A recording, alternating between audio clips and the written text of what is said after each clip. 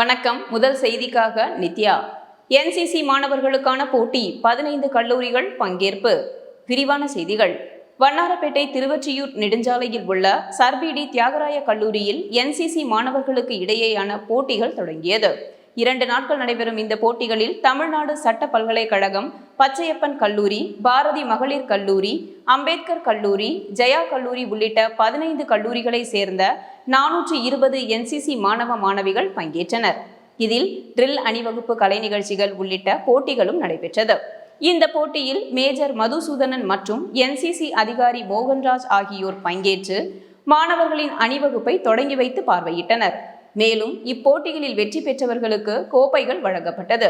இதனை தியாகராய கல்லூரியில் படித்த முன்னாள் மாணவர்கள் 4வது ஆண்டாக நடத்தி வருகின்றனர்.